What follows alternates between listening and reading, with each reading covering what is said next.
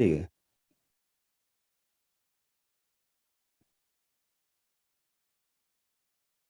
आता मी काही screen share करतो.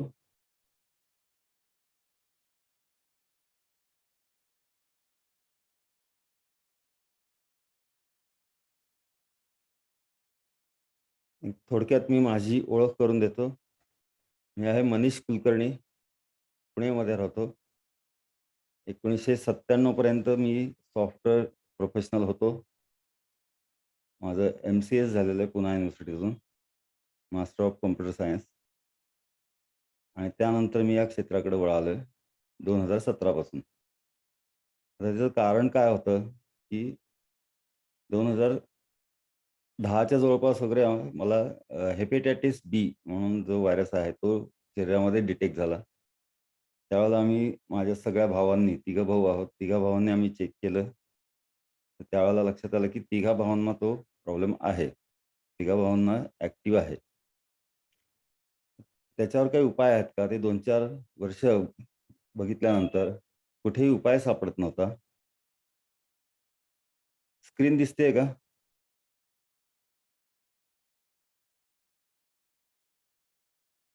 स्क्रीन शेअर केलेली दिसतेय का लोकांना?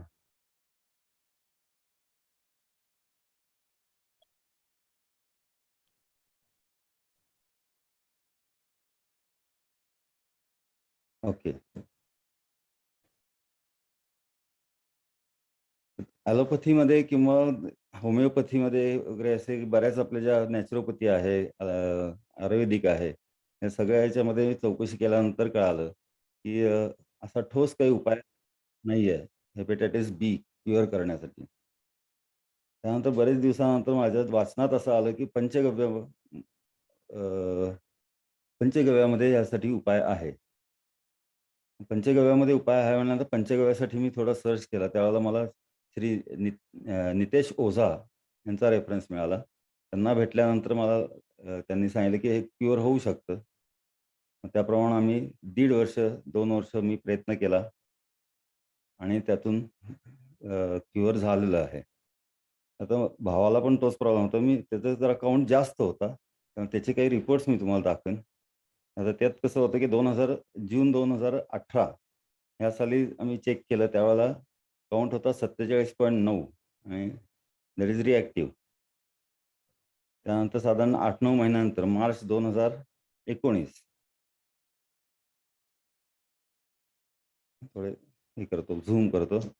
2019 मार्च यामध्ये चेक केल्यानंतर काउंट झाला 20.59 म्हणजे साधारण निम्म्यापेक्षा कमी आला आणि ऑक्टोबर 2020 साली चेक केला आणि साधारण उपचार चालू केल्यानंतर 2 ते सव्वा 2 वर्षांनी. तर तो काउंट होता 0.1 लेस दॅन 0.1. लेस दॅन 0.1 त्यांनी लिहिलंय म्हणजे नॉन रिएक्टिव्ह. लेस दॅन 0.1, 0.1 पेक्षा कमी त्या मशीनला काही चेक करता येत नाही. त्यामुळे त्यांनी लेस दॅन 0.1 असा आम्हाला रिपोर्ट दिलाय. तर हे रिपोर्ट आहेत. हा एक पहिला रिपोर्ट आहे. हा दुसरा आहे. सॉरी, हा हा पहिला आहे, हा दुसरा आहे आणि हा तिसरा रिपोर्ट आहे. तसे बरेच काही प्रॉब्लेम्स यातनं सॉल्व्ह होतात. त्यानंतर मी ते 1 वर्षाचा कोर्स केला ओझांकडे आणि त्यानंतर मी स्वतःचा गोठा टाकला. गोठा ज्यावेळेला चालू केला त्यावेळेला 3 गायी होत्या. आज माझ्याकडे 16 गायी आणि 2 नंदी आहेत. तर या पद्धतीने आता आम्ही औषधं बनवून लोकांना उपचार करतो. त्याच्यात काय-काय होऊ शकतं आपण? तर गोमय जे आहे सॉरी पंचगव्य हे उत्पादनं आहेत, ती काय-काय असतील? तर गोमूत्राचं आपण अर्क बनवतो, त्याची घनवटी बनवतो. तर ह्यापासून आपण बरेचसे विकार हे आपण बरे करू शकतो. असं आहे मधुमेह आहे, रक्तदाब आहे, संधिवात, त्वचाचे विकार असतील, नंतर पित्ताचे काही विकार आहेत, श्वसनाचे काही विकार आहेत. हृदयविकार आहेत, रक्ताचे काही विकार आहेत. हे सगळे आपण त्यातनं बरे करू शकतो. नंदी अर्क एक बनवतो. नंदी अर्क म्हणजे जे बैल असतात किंवा नंदी असतात, वळू असतात, त्यांच्या मूत्रापासून अर्क बनवतात. त्यात लैंगिक समस्या आणि गर्भधारणेच्या काही समस्या असतील, त्या त्यातनं बऱ्या होऊ शकतात. केश तेल, वेदनाशामक तेल, मंजिष्ठा मलम हे त्वचेसाठी असतं. गोमय मलम हे सुद्धा त्वचेसाठी आहे. काही डागांसाठी आहे, पांढरे डाग वगैरे. नस्य आणि नासिका नस्य किंवा नासिका हे जे आहे ते तुपापासून आपण नाकात सोडण्यासाठी औ औषध बनवतो. ते कान, नाक, घसा संबंधित सर्व विकार आणि मेंदूचे काही विकार असतील, म्हणजे आपल्या कंठापासूनच्या वरपर्यंतचे जे काही विकार असतील या एरियातले, ते बरेचसे त्यातनं बरे होऊ शकतात. तर झेंडू स्प्रे एक असतो आणि नीम स्प्रे असतो. हे जखमांसाठी वापरतात. नीम स्प्रे हा डेटॉलसारखा जखम धुण्यासाठी, रोगप्रतिबंधक असं म्हणून वापरता येतो. आणि झेंडू स्प्रे हा बरं करतात. मोठमोठ्या जखमा बऱ्या होतात. त्याचे काही मी फोटो तुम्हाला दाखवतो माझ्या पेशंट्सचे.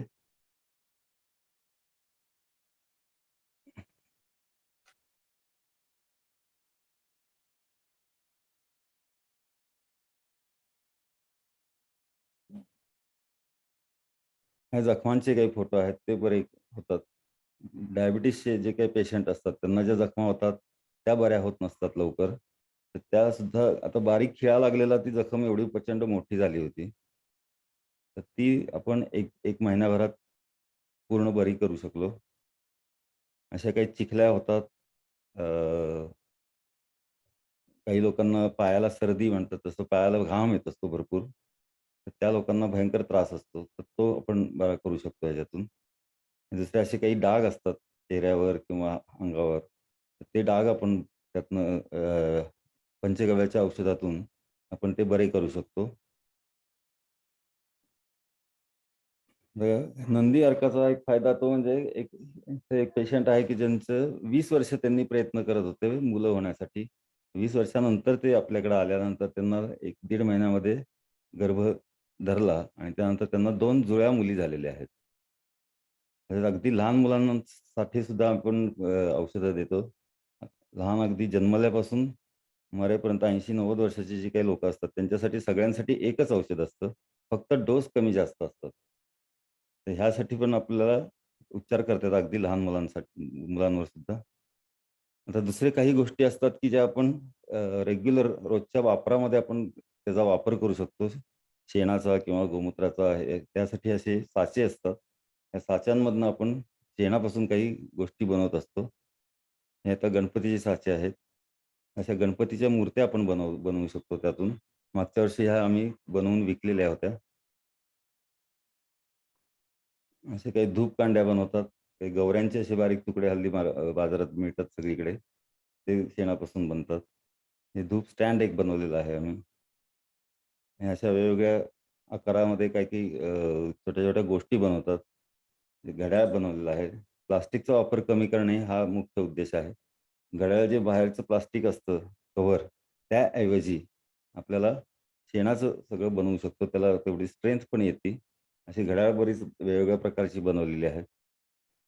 तर मित्रांनो एवढा सगळा उपयोग आहे पंचगव्याचा.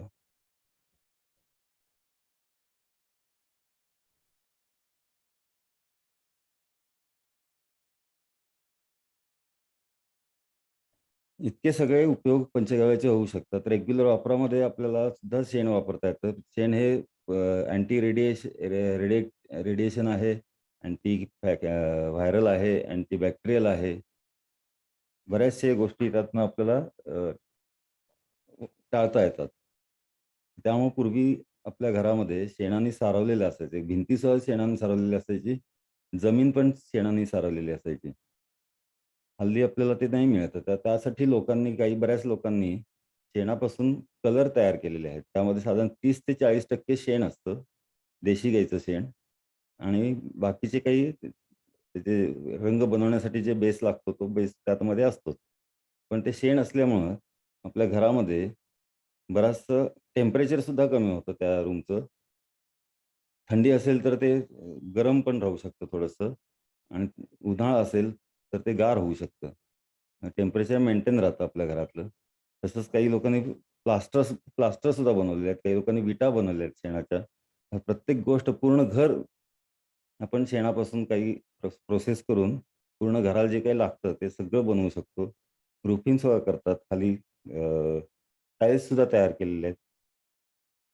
हे सगळ्या गोष्टी आपण तयार करू शकतो आणि ते वापरू शकतो. त्यातनं आपल्याला जे रेडिएशन्स येतायत, तर मोबाईलचे असतील किंवा बाहेरून जे काही सूर्याचे रेडिएशन्स असतात. सूर्याच्या किरणांमध्ये सुद्धा बरेचसे अल्ट्राव्हायोलेट वगैरे असे रेज असतात. तर ह्या गोष्टी आपल्याला त्यात ॲब्सॉर्ब होतात शेणामध्ये आणि त्यामुळे आपल्याला त्याचा फायदा होऊ शकतो. अशा गोष्टी बऱ्याचशा आपल्याला पंचगव्यामध्ये मिळू शकतात. आता पंचगव्य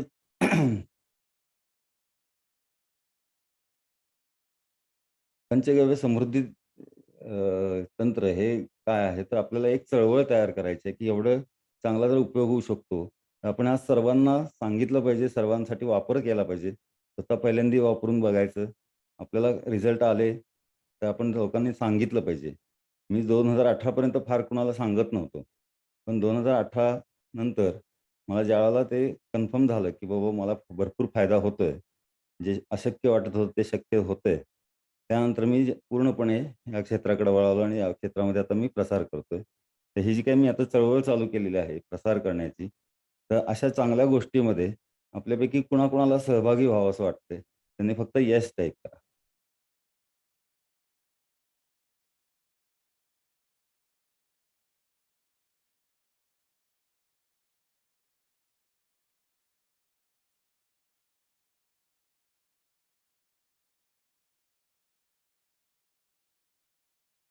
गुड. तर हे जे काही आपल्या घरामध्ये किती जणांना त्रास आहेत? किती जणांना म्हणण्यापेक्षा किती जणांच्या घरामध्ये कुणाला ना कुणाला तरी अशा काही बारीक मोठे त्रास आहेत. तर त्या लोकांनी फक्त मी टाइप करा. आणि साधारण माझ्या लक्षात येईल की किती जणांना हा त्रास आहे. मी जे काही बोलतोय, की बऱ्याचशा घरांमध्ये त्रास आहेत. तर ते बरोबर आहे का माझं म्हणणं? प्रवीण शिंदे.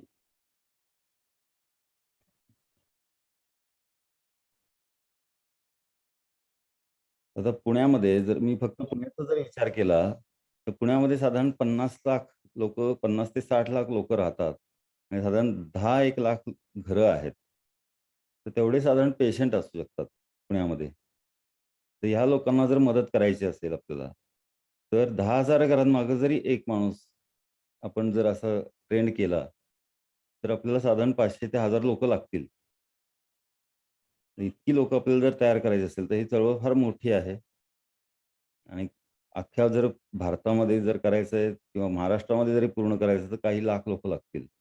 तर या दृष्टीनं आपल्याला त्यात ही चळवळ चालू केलेली आहे, की ते जास्तीत जास्त त्याचा प्रसार व्हावा, हा मुख्य उद्देश आहे.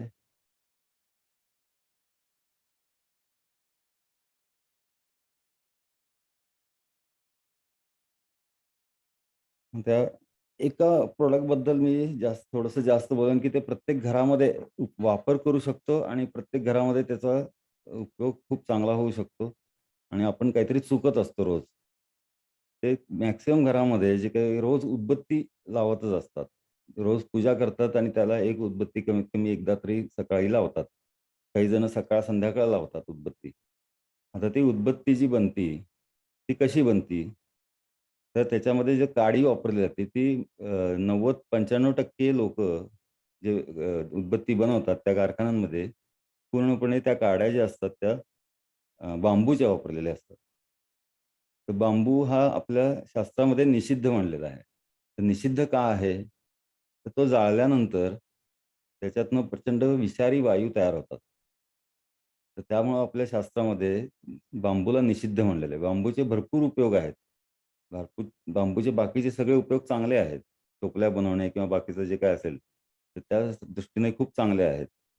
पण ते जाळण्याचं कुठे आपल्या शास्त्रामध्ये लिहिलेलं नाहीये. त्यामुळे आपली तिरडीवर लोकांना नेतात स्मशानात, तर तिरडी बाजूला काढून ठेवतात आणि नंतर जो काही देह असेल, त्याचे विधी करतात. त्याचं कारण पहिल्यापासून लोकांना माहिती आहे याचा अर्थ, की बांबूमधून जर जाळल्यानंतर प्रचंड विषारी वायू तयार होतात. त्यामुळे ते तिरडीसुद्धा जाळत नाहीत. आणि आपण रोज घरातलं प्रसन्न वातावरण व्हावं म्हणून पूजा करतो सकाळी आणि एक बांबूची काडी जाळतो. आणि आपलं घरातलं वातावरण जे आहे ते दूषित करतो. तर हे कुठेतरी थांबलं पाहिजे. आणि ते विषारी वायू आपण रोज सकाळ-सकाळ सगळ्या घरामधील सगळ्या लोकांनी मिळून ते अ, अ, विषारी वायू सगळे आपल्या शरीरात जातात. त्यामुळे आपल्याला दमा किंवा अशा गोष्टीचे त्रास भयंकर चालू होतात. तर ह्याच्यावर जर आपण प्रयोग करायचा असेल, तर प्रयोगसह करून पहा, की एखादी तुळस आहे किंवा कुठलीतरी एखाद्या कुंडीमध्ये आपलं झाड आहे घरामध्ये. तर त्या तुळशीच्या बुंध्यापाशी रोज एक सकाळी आणि एक संध्याकाळी अशी एक उदबत्ती लावून पेटवून ठेवून द्यायची. 3 ते 4 महिन्यामध्ये, 6 महिन्यामध्ये ते झाड मरून जातं. बऱ्याच लोकांचा प्रॉब्लेम असतो, की तुळस जगत नाही. तर त्यात हा हे मुख्य कारण असतं. बाकीची पण काही कारणं आहेत. जसं कबुतरं आहेत. कबुतरांची विष्ठा पडली तरी झाडं मरतात. तसं अ,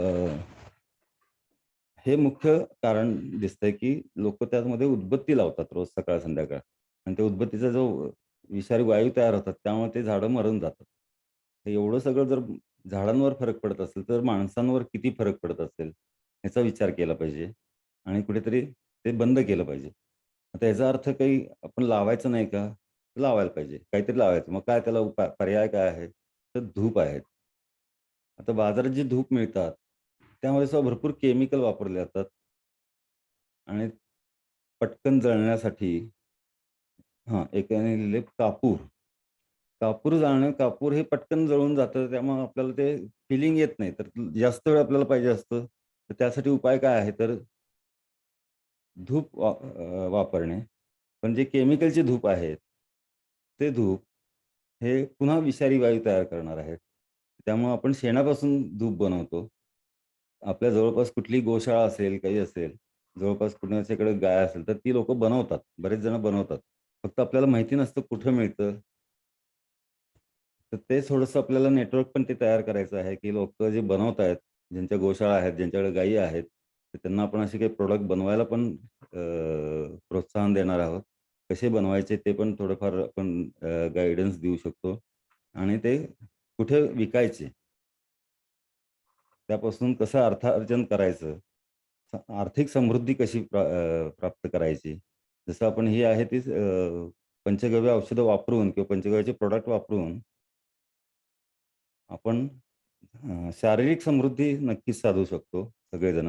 आता हे प्रॉडक्ट कुठे मिळतात वगैरे या या ह्यासाठी सुद्धा आपल्याला ते नेटवर्क तयार करायचं आहे आणि जे बनवू शकतायत त्यांच्यासाठी आपण एक वेगळं वर्कशॉप घेणार आहोत आणि ज्यांना वापरायचे आहेत त्यांच्यासाठी वेगळा वर्कशॉप असेल. तर ह्या दोघांचे आपण काहीतरी कोऑर्डिनेशन करणार आहोत. अशी ही चळवळ आहे, की बनवणाऱ्यांना सुद्धा त्यांना पुढे त्या प्रॉडक्टचे मार्केटिंग जमलं पाहिजे आणि ज्यांना पाहिजे त्यांना ते बरोबर त्या सोर्सपर्यंत पोहोचता आलं पाहिजे. ह्यासाठी मुख्य आपली ही चळवळ चालू केलेली आहे. त्यामध्ये हे जी प्रॉडक्ट आपण वापरायचे आहेत, तर ती काही त्यातली प्रॉडक्ट अशी आहेत, की आपण ती घरी पण बनवू शकतो. आपल्याकडे गाय नसेल तरीही सुद्धा आपण काही गोष्टी गोशाळेच्या जवळपास असेल, तर त्यांच्याकडनं काही मागवून आपण त्या घरी बनवू शकतो, सहजासहजी. आणि आपल्या काही गोष्टी आहेत त्या घरात असल्या पाहिजेत. नेहमी कायम घरात असतील अशा काही गोष्टी आहेत. जसं आहे ते नस्य आहे किंवा आता इथे कुठे आहे का? नाही आहेत. नस्य आहे किंवा झेंडू स्प्रे आहे, नीम स्प्रे आहे. अशा काही गोष्टी आहेत, की ज्या आपल्या घरात जर ठेवल्या, तर त्याचा आपल्याला प्रथमोपचारासाठी लगेच वापर करू शकतो आणि हॉस्पिटलायझेशन टळू शकतं. अशा गोष्टी आपण घरात बनवू शकतो. झेंडू स्प्रे वगैरे हे सगळे आपण घरात बनवू शकतो. फक्त आपल्याला थोडंसं गोमूत्र वगैरे गोशाळेतनं आणावं लागेल. काही थोडंफार सोर्सेस आपल्याला गोशाळा जवळपासची ते पण सांगितलं जाईल. कुठे आहेत जवळपास, सोर्स कुठे आहे आणि त्याप्रमाणे आपण घरी बनवून ते वापरू शकतो. आणि काही गोशाळांना पण आम्ही मदत करू, की त्यांना प्रॉडक्ट कुठे विकायचे, कसे विकायचे, कसे बनवायचे. त्यात बऱ्याचशा गोशाळांचा प्रॉब्लेम असा आहे, की ते दुधावर जास्त लक्ष देतात. त्यामुळे त्यांच्याकडे जास्त फायनान्शियल म्हणजे आत्मनिर्भर म्हणजे म्हणायला पाहिजे. तसं आत्मनिर्भर होत नाहीयेत गोशाळा. तर ते होण्यासाठी त्यांनी कसे प्रॉडक्ट बनवले पाहिजेत आणि त्यांचा मॅक्सिमम मॅनपॉवरमध्ये जास्त म्हणजे खर्च होतो. प्रॉडक्ट बनतो त्याचं कॉस्टिंग हे मॅनपॉवरची जास्त असते. तर ते मॅनपॉवर कशी कमी करता येईल ह्या दृष्टीने सुद्धा आपण दुसऱ्या कार्यशाळेमध्ये किंवा दुसऱ्या वर्कशॉपमध्ये आपण ते मार्गदर्शन करू, त्याच्यावर चर्चा करू आणि एक प्रकारची माणसांसाठी जी काही कार्यशाळा असेल, वर्कशॉप असेल तर त्याच्यामध्ये आपण कसं वापर करायचा, कुठल्या गोष्टीसाठी काय करायचं, कसं डिटेक्ट करायचं, कोणाला काय त्रास आहे, हे कसं डिटेक्ट करायचं, इथपासून त्यांना काय उपाय करता येईल, किती दिवस लागतील प्रत्येक गोष्टीला, ह्यासाठी काही मार्गदर्शन करणार आहोत, चर्चा करणार आहोत. असे आपण 2 कोर्सेस किंवा 2 कार्यशाळा आपण तयार केलेल्या आहेत. तर मी तुम्हाला दाखवतो.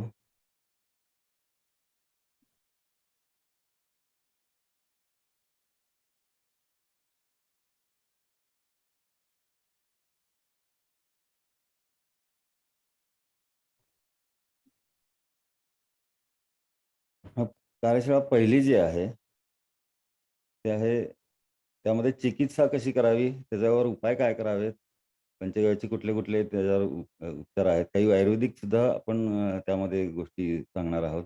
कारण पंचगव्य हे आयुर्वेदाचाच एक भाग आहे आणि गेले 5,000-6,000 वर्षापासून या बाबतीत ह्या पंचगव्य उत्पादनापासून उपचार चालू आहेत. ती पद्धत आपल्याकडे उपचार पद्धती आहे.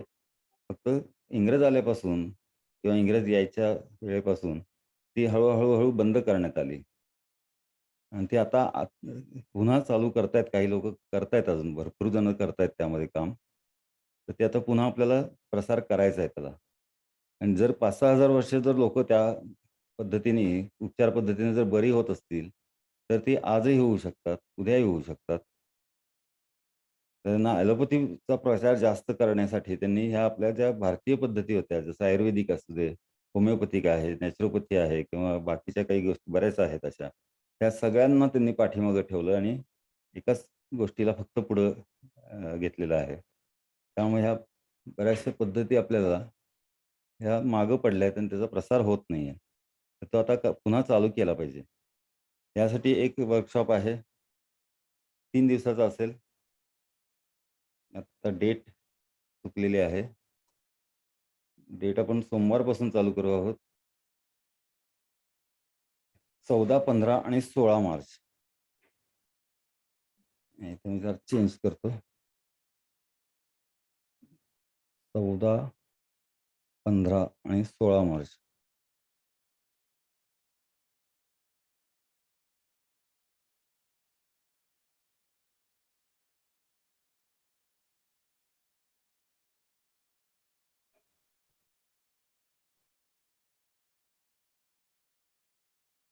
आणि दुसरा जो वर्कशॉप आपण ठेवलेला आहे, कार्यशाळा 2,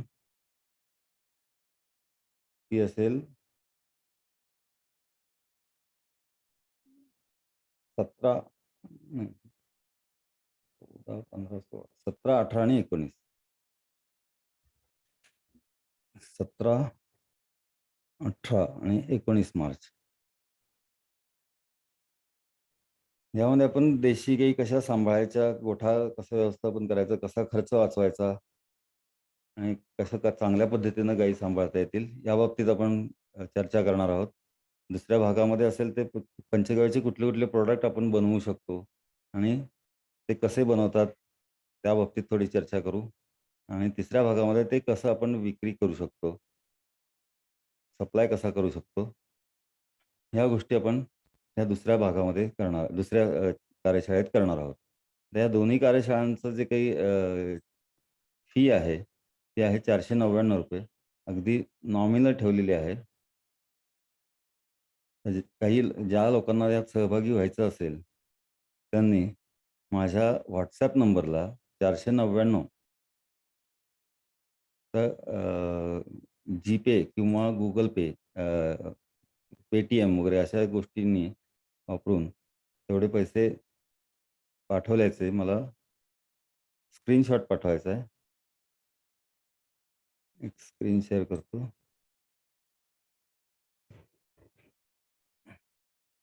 हा माझा GPay नंबर आहे 9881104150. बँकेचं नाव आहे, त्याचा अकाउंट नंबर आणि IFSC कोड आहे. या नंबरवर फक्त 499 एवढा पैसे ट्रान्सफर झाल्याचं स्क्रीनशॉट माझा या याच नंबरवर WhatsApp करायचा आहे आणि त्याबरोबर आपलं नाव आणि आपला ईमेल ॲड्रेस. ईमेल ॲड्रेस सर्वात महत्त्वाचा आहे. कारण ईमेल ॲड्रेस आपल्याला नंतर वापरायचा आहे. ह्या बाबतीत जे काही आपण कोर्स तयार केलेला आहे डॉक्युमेंट, एक आपण वेबसाईट तयार केलेलं आहे यासाठी, या चळवळीसाठी. ती वेबसाईट आता दिसते का आता तुम्हाला स्क्रीन?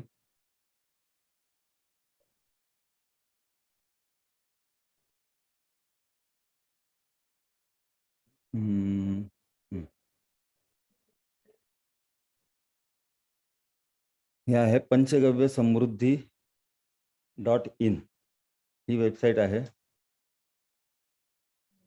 या वेबसाईटवर गेल्यानंतर इथे लॉग इन येतं. तर लॉग इनमध्ये आपलं ईमेल आय डी आणि पासवर्ड, जो पासवर्ड दिला जाईल तो लॉग इन केल्यानंतर आपल्याला सगळे कोर्सेस येतील.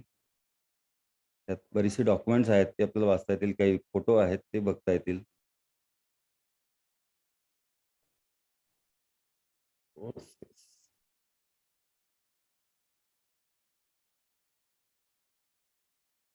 पंचगव्य शारीरिक समृद्धी म्हणून एक कोर्स तयार केलेला आहे. ह्याचं आपल्याला प्रत्येकाला लॉग इन आय डी आणि हे मिळेल. लॉग इन आय डी आणि पासवर्ड आपल्याला ईमेल केला जाईल किंवा व्हॉट्सॲपवर सांगितलं जाईल. आपण लॉग इन केल्यानंतर, आता मी ॲडमिन असल्यामुळं वेगवेगळे ते स्क्रीन्स येतात. लॉग इन केल्यानंतर ही स्क्रीन येईल.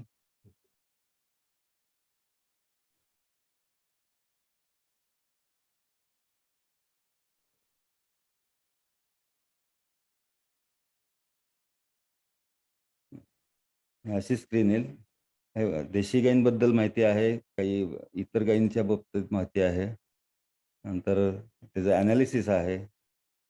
गायींचं वेगवेगळं ॲनालिसिस आहे की किती गायी आहेत, कुठे आहेत, कुठल्या प्रकारच्या आहेत, त्यांचं हे किती आहे, कॉन्ट्रिब्युशन किती आहे.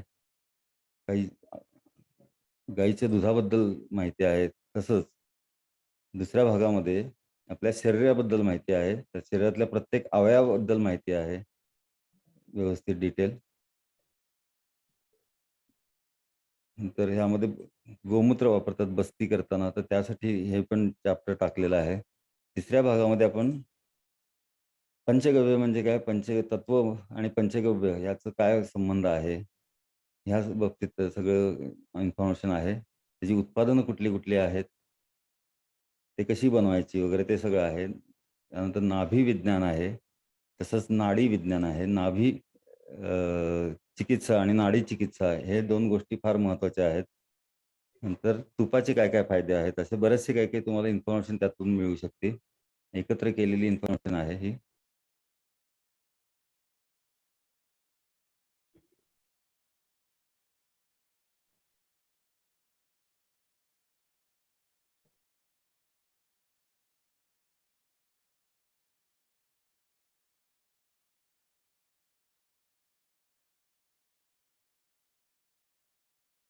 आता वेळ झाली आपल्या प्रश्न उत्तरांची.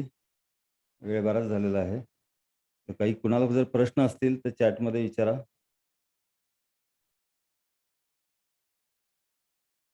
कसे बनवायचे याची माहिती मिळेल का? ते आता मी सांगितलं. योगी खंडूजी पंचगव्य सर्टिफिकेट कोर्स आहे का? सर्टिफिकेट वगैरे काही आपण देणार नाही आहोत. कारण सर्टिफिकेटला मला तरी काही विशेष व्हॅल्यू वाटत नाही. माझं आजपर्यंत इतके वर्ष झाले मला कोणी सर्टिफिकेट मागितलं नाही, MCS केलं तरी. 2 सर्टिफिकेट आहेत डिग्रीच्या. आजपर्यंत मला त्याचा फार काही उपयोग झालेला नाही. सर्टिफिकेट महत्त्वाचं नाही, आपल्याला ज्ञान मिळवणं महत्त्वाचं आहे आणि त्याप्रमाणे आपण ते ज्ञानाचा वापर करणं सर्वात महत्त्वाचं आहे. अजून काही प्रश्न आहेत का कोणाचा?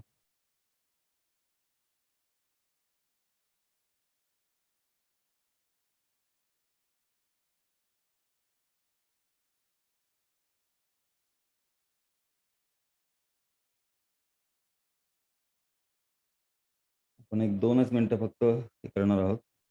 2 मिनिटानंतर वेबिनार बंद होईल. काही प्रश्न असेल तर विचारू शकता लगेच.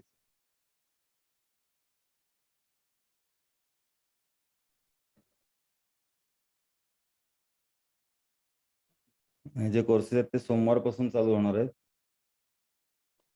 त्या गोशाळा कुटुंब आहे. कुठे आहे म्हणायचं आहे का? प्रवीण शिंदे.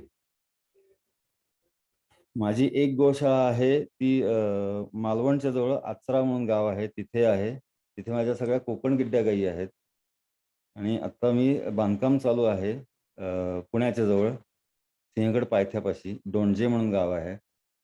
तिथे मांढरे वस्ती म्हणून एरिया आहे. तिथे आता बांधकाम चालू आहे. शेवटच्या टप्प्यात आहे. ते 15 दिवसात तिथं गायी येऊन सगळ्या सेटल होतील. आणि त्यानंतर आपण काही ऑफलाईन कोर्सेस तिथं घेणार आहोत.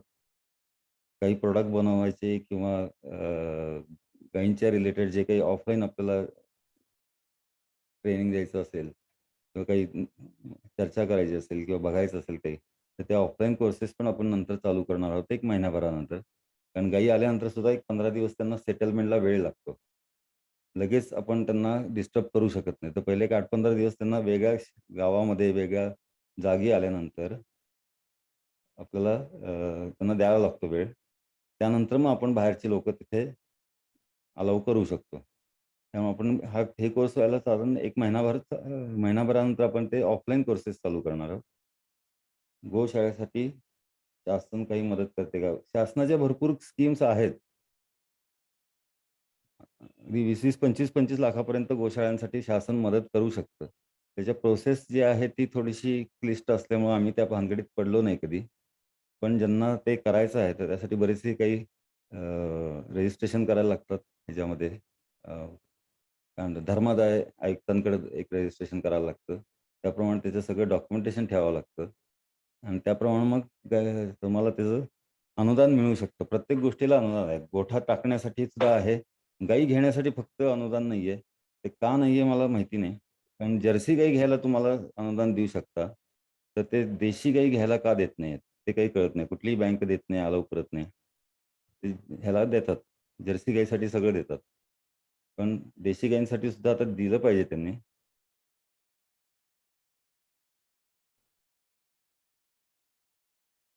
समर्थ जाधव, कोण करू शकतो कोर्स? आम्ही गाय पाळू शकत नाही. मी मगाशी जसं सांगितलं, की गाय आपल्याकडे असलीच पाहिजे असं काही नाही. आपण फक्त हे गोष्टी वापरणं महत्त्वाचं आहे. गाई पाळणं फार महत्त्वाचं आहेच असं काही नाही. गाय पाहिजे हे काही रिक्वायरमेंट नाहीये. जवळपास कुठेतरी गाय असू शकते. जवळपास गोठे असतात. प्रत्येक शहरामध्ये आता पुण्यामध्ये सुद्धा शेकड्यानी गोठे आहेत. फक्त आपल्याला माहिती नसतं. थोडीशी चौकशी केल्यानंतर कळतं आपल्याला. आता माझ्या घराच्या शेजारी सुद्धा गायी आहेत. मी अगदी सिटीमध्ये राहतो. सिंहगड रोडला एकदम शहरामध्ये राहतो. तर तिथे सुद्धा गायी आहेत. मला जे काही लागत असेल, मला घरी जर काही छोटं काही बनवायचं असेल, तर मी तिथून गाईचं शेण, गोमूत्र वगैरे सकाळी आणू शकतो. तेव्हा गाय असायलाच पाहिजे असं काही नाही. ज्यांच्याकडे गायी आहेत त्यांच्यासाठी आपण वेगळा कोर्स तयार केलेला आहे, की त्या गायीपासून कसं बनवायचं. ज्यांच्याकडे गायी नाही आहेत, त्यांनी ते कसं वापरायचं, कुठे वापरायचं ह्यासाठी आपला हा पहिला कोर्स आहे. ज्यामध्ये आपण कार्यशाळा 1 म्हणलेला आहे. हे गायी नसलेल्या लोकांसाठी आहे आणि ही जी कार्यशाळा आहे ती ज्यांच्याकडे गायी आहेत किंवा ज्यांना घ्यायची आहे इच्छा, यासाठी आहे. या प्रत्येक गोष्टीमध्ये आता गोशाळेचे जे काही पंचगव्य उत्पादनं असतील, ही आपण काही ठिकाणावरून मागवून लोकांना प्रसार करून त्यांना ते विकू शकतो आणि त्यातून आपण थोडं इन्कम चांगला जनरेट करू शकतो. ज्यांच्याकडे गायी आहेत ते स्वतः बनवून इन्कम जनरेट करू शकतात. तर ह्यासाठी सगळं जे आहे ते आपण नेटवर्क जे पूर्ण भारतभर तयार करणं चालू आहे. तर त्या साखळीमध्ये आपण जोडायचं जुडायचं आहे. ह्या दृष्टीनं आपण ते प्रयत्न करणार आहोत प्रत्येकाचे. म्हणजे घेणाऱ्याला पण पटकन मिळालं पाहिजे जवळपासच.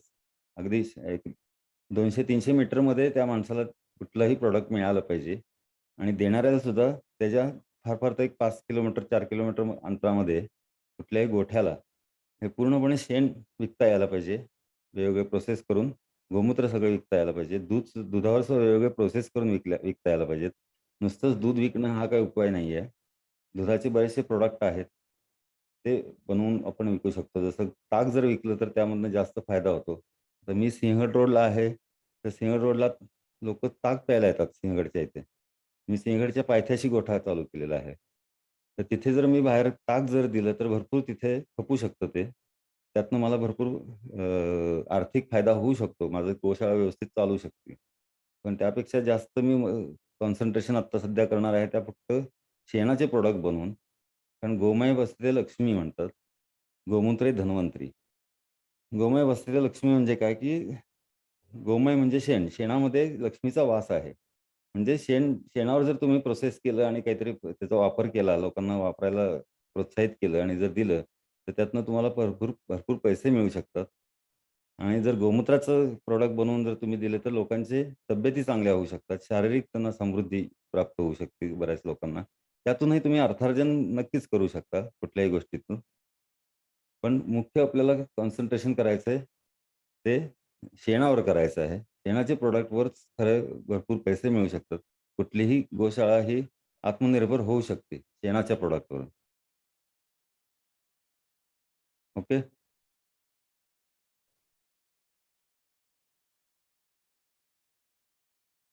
ठीक आहे. धन्यवाद सगळ्यांनी आल्याबद्दल.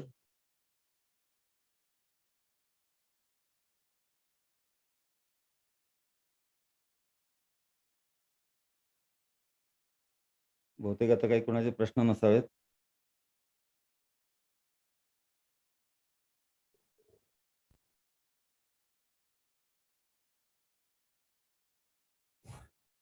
तर धन्यवाद मित्रांनो. जय गौ माता.